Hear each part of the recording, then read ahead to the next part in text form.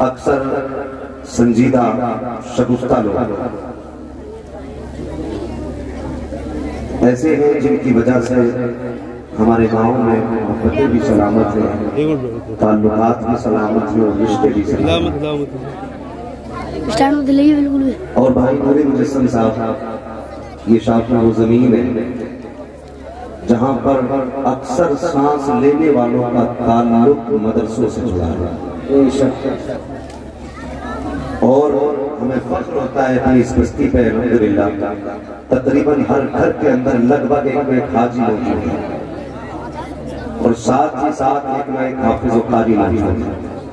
یہ بڑی میرے لیے تو بابرکت بستی ہے کہ ہم نے اسی بستی میں رہ کے خاک کھا کر کے یہ مقام اور عروج پایا ہے۔ اللہ تعالیٰ ہماری بستی کو سلامت رکھے اور ہماری بستی کے ان مبارک چہروں کو سلامت رکھے۔ میں بس صرف ایک پیغام دینا چاہوں گا کہ ہم اپنی صفوں کے درمیان محبت پیدا کریں، ہم اپنی صفوں کے درمیان محبت پیدا کریں۔ یہ نوجوانوں کی بڑی دیرینہ کوشش اور محنتوں کا نتیجہ کہ آج الحمدللہ یہ عظیم جلسہ اس وقت تک اپنی شان و شوکت کے ساتھ روا دوام ہے۔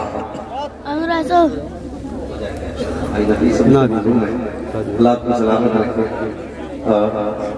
یہ محبتیں آپ کو حاضری ہوئی ابھی بھی کیسے پہنچا یہ اللہ ہی جانتا ہے۔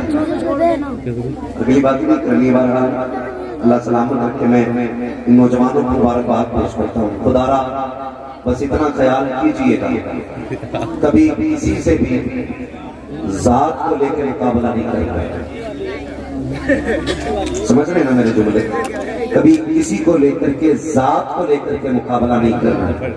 اگر مقابلہ کرنا ہے تو پھر سجدوں کو لے کے مقابلہ کرو، نمازوں کو لے کے مقابلہ کرو، مسجدوں کی تعمیر کو لے کر کے مقابلہ کرو۔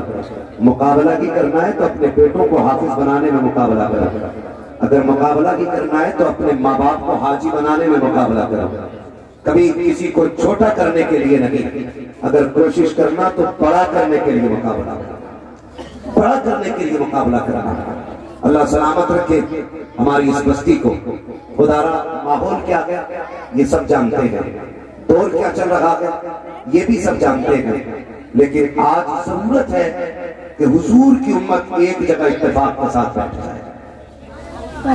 یہ سب سے بڑی بات ہے، ایک جگہ آج ہماری اختلافات کی کئی ساری وجوہات ہیں۔ بہت بہتر خطاب آپ نے مولانا ہاشم صاحب سے، مفتی ہاشم صاحب سے یہ سنا مسئلہ کی عادت کے حوالے سے، لیکن میں بھی ایک بات کہتا ہوں، میری تقریر طبع یار کو بے چین کرتی ہے، سبب کیا ہے وہی کہتا ہوں جو دل پر گزرتی ہے۔ میں چند باتیں آپ کو کہنا چاہتا ہوں۔ یہ جو اختلافات کی وجوہات ہیں اگر انہیں دیکھا جائے تو ان کی حقیقت کچھ بھی نہیں، یا تو جھگڑے ذات کو لے کے، یا تو جھگڑے ذات کو لے کر کے، یا جھگڑے سلسلوں کو لے کر کے، یا تو کوئی اس لیے چڑھتا ہے کہ یہ اعلیٰ حضرت والا ہے، یا کوئی اس لیے غصہ آتا کسی کو یہ شان شرافت والا ہے، کسی کو یہ خیال نہیں آتا کہ یہ کون سا مدینے والے محمد والا ہے۔ کم سے کم حضور کے نام پہ جانا چاہیے۔ اگر بات ذات کی جائے تو ساری برادری اپنی جگہ ہے، قیامت کے دن سے کوئی لائنیں لگیں، ایک لائن جنتیوں کی ہوگی، دوسری لائن جہنمیوں کی ہوگی۔ وہاں نہ پٹھان کی لائن ہوگی، نہ ترک کی لائن ہوگی، نہ شیخ کی لائن ہوگی، نہ چودھری کی لائن ہوگی، نہ تیلی بڑھئی کی الگ لائن ہوگی، صرف دو لائنیں ہوگی، ایک جہنمیوں کی لائن ہوگی، ایک جنتیوں کی لائن ہوگی۔ فیصلہ آپ کو کرنا ہے کون سی لائن میں کھڑا ہونا ہے۔ اگر جنت کی لائن میں جانا ہے تو صرف ایک اصول اپناؤ، تمہیں جانا تمہیں مانا، نہ رکھا غیر سے کام، للہ الحمد میں دنیا سے مسلمان۔ سبحان اللہ۔ اگر ہم بات کریں برادری کو لے کر کے اختلافات کو تو خدا را خیال کیجیے گا، بہت سوچیے گا میری بات کو رشتہ میں جا کر کے۔ میں ایک بات کہنا چاہتا ہوں، میں اگر لاکھ کوشش کروں تو میری کوشش سے قاری عارف ممبر سے نیچے نہیں جا سکتا. سمجھے میں تمہیں کہنا چاہتا ہوں بیٹے پانی کی سنجیدگی سے پیو. میں ایک بندے کو ممبر سے نیچے نہیں کرا سکتا ہوں. تو ہمیں کیا لگتا ہے ہم کسی سے نفرت کریں, کسی کی برائی کریں, کسی سے جھگڑے کریں تو وہ نیچا ہو جائے گا؟ قرآن کا صاف اعلان ہے, اللہ جسے چاہتا عزت عطا فرماتا ہے, جسے چاہتا ذلت عطا فرماتا ہے. جو کوئی عزتیں دے تو کوئی گھٹا نہیں سکتا, وہ ذلیل کرے تو کوئی بڑھا کوئی بڑھا نہیں سکتا. تو خدا را سب سے پہلا یہ سبب ہے ہمارے درمیان نفرتوں کا کہ ہم برادری کے لیول پہ عزتیں کریں گے تو یہ ختم کیا جائے اور صرف ایک ہی خیال رکھا جائے. ایک ہی صف میں کھڑے ہو گئے محمود و ایاز, نہ کوئی بندہ رہا نہ کوئی بندہ نواز. مسجد کی پہلی صف سے آپ اندازہ لگا لیا کریں, اگر پہلی صف میں کسی بھی برادری کا بندہ آ کے بیٹھ جائے تو سید کو بھی اجازت نہیں ہے وہ اسے پیچھے ہٹا سکے.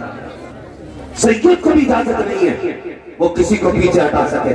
اور آگے بڑھ کے آپ دیکھیں, ننیہال جاتے ہو ڈریس جدا ہوتی ہے, سسرال جاتے ہو کپڑے الگ ہوتے ہیں, یہ چھوٹے چھوٹے سفر ہوتے ہیں, سب کے کپڑے مرضی کے مطابق ہوتے ہیں.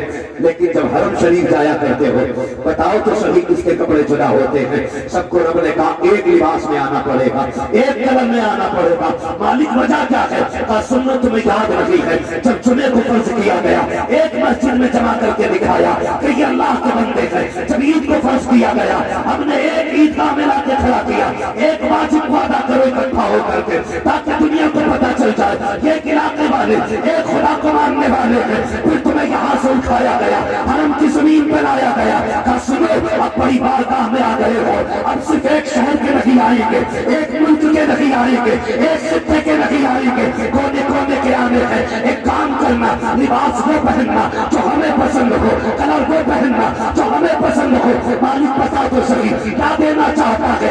اس نے کہا تھا سفید احرام میں آؤ, حرم میں کھڑے ہو, ایک جگہ کھڑے ہو تاکہ دنیا کو پتا چل جائے. ایک ہی سب میں کھڑے ہو گئے, محمود و ایاز نہ کوئی بندہ رہا نہ کوئی بندہ رہا. سبحان اللہ, نعرہ نبی, پورا مجمع ہم جا کر بولے نعرہ نبی, نعرہ رسالت, مسلک اعلیٰ حضرت.